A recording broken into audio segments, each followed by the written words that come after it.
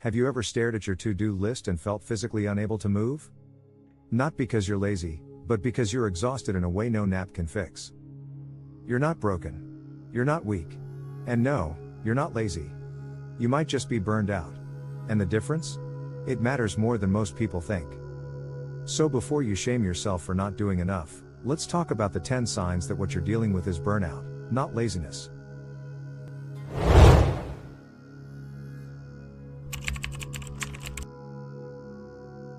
Replying to one email feels like climbing a mountain. You look at dishes in the sink and your brain just says nope. You're not avoiding responsibility, your body is conserving energy. Your brain is trying to protect you. Because when you're burned out, your nervous system sees basic tasks as threats. This isn't procrastination, it's survival. Laziness says I don't want to. Burnout says I physically can't. And that difference? It's everything. Even the thought of starting something feels like an impossible chore, which makes you feel ashamed, but shame only deepens the cycle. People might not see the invisible weight you're carrying, but that doesn't mean it's not crushing you. When burnout takes over, willpower becomes irrelevant. It's no longer about choice but about capacity.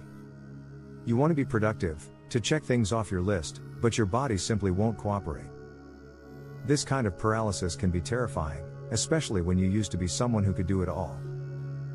You may feel like you're letting others down, or worse, like you're letting yourself down. But the truth is, your body is doing what it must to survive prolonged stress. You're not failing, you're responding to an unsustainable load.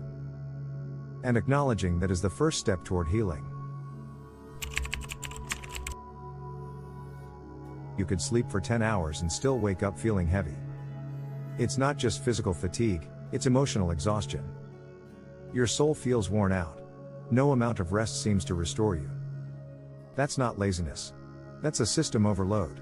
Like a computer running too many tabs. Your mind never really powers down. So of course you're tired, all the time. Burnout fatigue is a different beast. It lingers, even after sleep, even after rest days, because what's drained isn't just your body but your spirit. You wake up feeling just as tired as when you went to bed, and you wonder why sleep isn't working anymore. Your brain feels foggy, your limbs feel heavy, and your thoughts are hard to organize. You may be eating well, taking vitamins, even exercising, and yet, the exhaustion doesn't budge. That's because it's not about lack of sleep, it's about chronic stress depleting your system. Rest isn't restorative when your nervous system never gets to reset. And in a world that glorifies hustle, this type of tiredness gets misunderstood. People assume you're lazy or unmotivated, but they don't see the deeper drain. You're tired because you've been strong for too long without relief. Even your favorite hobbies feel pointless. The things that once lit you up feel dull. You're not over it, you're disconnected. Burnout numbs joy. And when you don't feel joy, you start to think something's wrong with you. But you're not broken. You're depleted. Your spark isn't gone, it's just buried under exhaustion. Give it time. And gentleness. When burnout takes root, even joy becomes labor. You may try to force yourself to do things you once loved, painting, writing, gaming, gardening, but they no longer feel the same. This isn't about losing interest, it's about losing access to the part of you that could feel. Your emotional bandwidth is used up just surviving. The world may still see you smiling, but inside, everything feels muted. That internal disconnection can lead to isolation, making you feel alone in your emptiness. And the worst part? You might start questioning your identity. If I don't enjoy this anymore, who am I? But this isn't your new forever. It's a sign your mind and body need space and softness to recover. Give yourself permission to do less. Healing happens in quiet moments, not forced productivity. Everything gets under your skin. The sound of someone chewing. A notification. Someone asking you a basic question. It's not because you're mean or angry, it's because your system is maxed out. You don't have the capacity to process more input. Burnout makes your nervous system hypersensitive. Your emotional fuse is shorter, and it's not your fault. Irritability is often a symptom of suppressed stress and emotional fatigue. When you're carrying too much, even the smallest thing can tip the scale. You might snap at people you care about, and then feel guilty immediately afterward. This isn't about being a bad person, it's about being overloaded. Imagine your mind like an overstuffed suitcase, one more sock and it bursts. That burst shows up as irritability, impatience, or even unexplained sadness. You're not heartless, you're overwhelmed. And the more you try to hold it all together, the more pressure builds beneath the surface. Recognizing this is key to interrupting the burnout cycle. Give yourself grace. You're not your reactions, you're a human who needs rest and relief. Your inner voice turns mean. Nothing you do feels like enough. You beat yourself up for needing rest, for not being productive. But that's burnout talking, not truth. You hold yourself to impossible standards because somewhere along the way, you learned your worth is tied to output. It's not. The harsh inner critic often emerges when we feel out of control. Burnout strips away our energy and focus, and we compensate by becoming hypercritical. We tell ourselves we're lazy, unmotivated, not good enough, and those thoughts become loops we can't escape.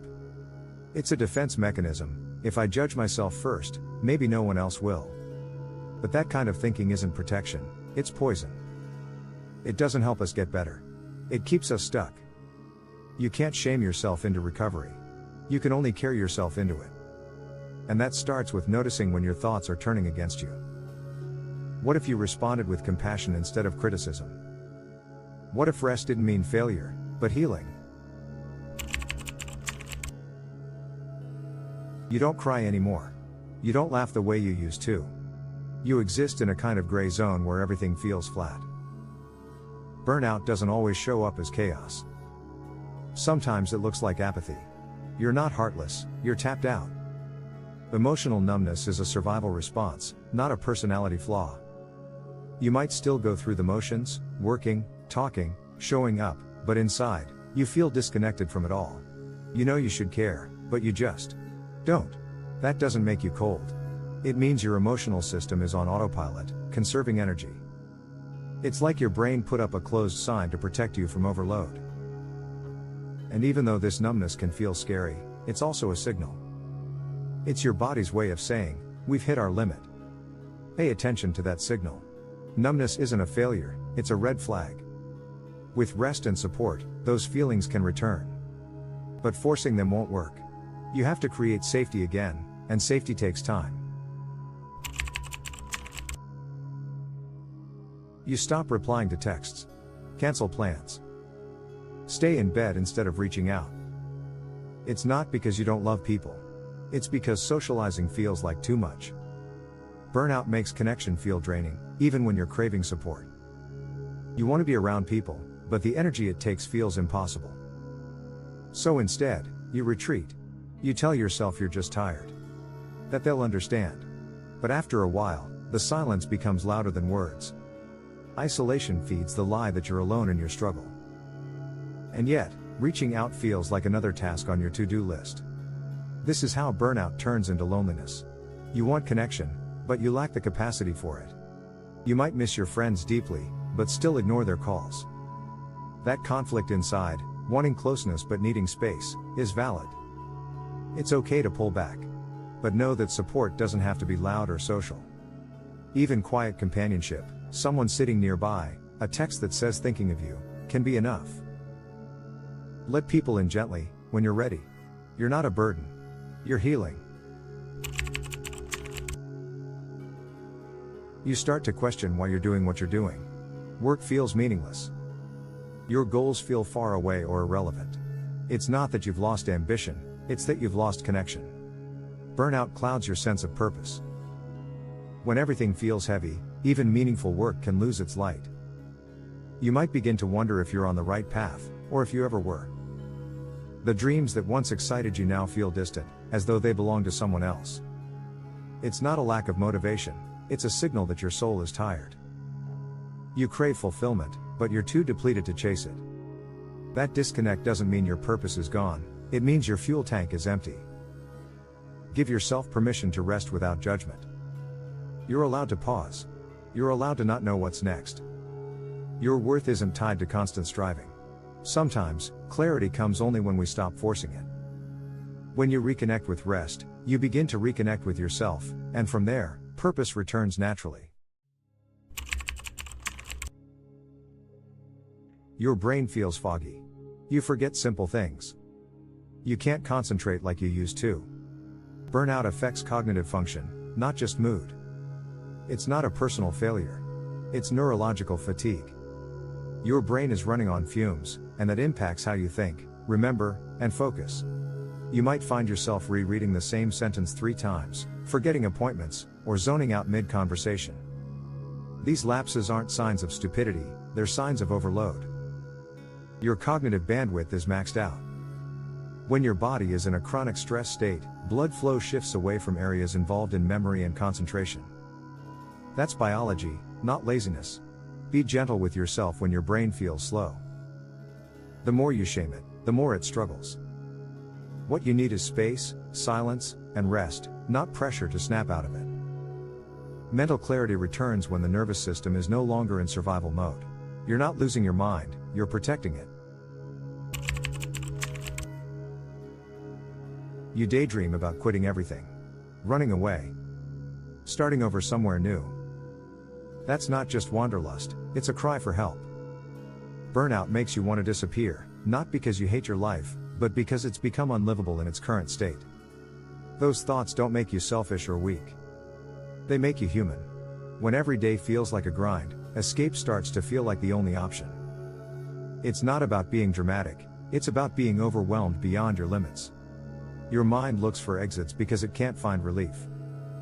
But maybe what you need isn't to abandon everything. Maybe you just need to be held, heard, and given permission to rest. Listen to the part of you that's crying out, and respond with compassion, not criticism. Your desire to escape is valid. And it doesn't make you ungrateful, it makes you aware that something needs to change. If any of these signs resonated with you, please know, you're not alone. Burnout isn't a character flaw, it's a warning signal from your body, telling you that something isn't sustainable. You're not lazy. You're not weak. You're human. And it's okay to ask for help, to take a break, and to stop apologizing for needing rest.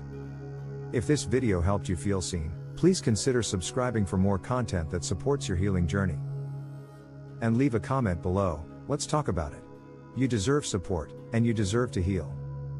Take care of yourself, really. You matter.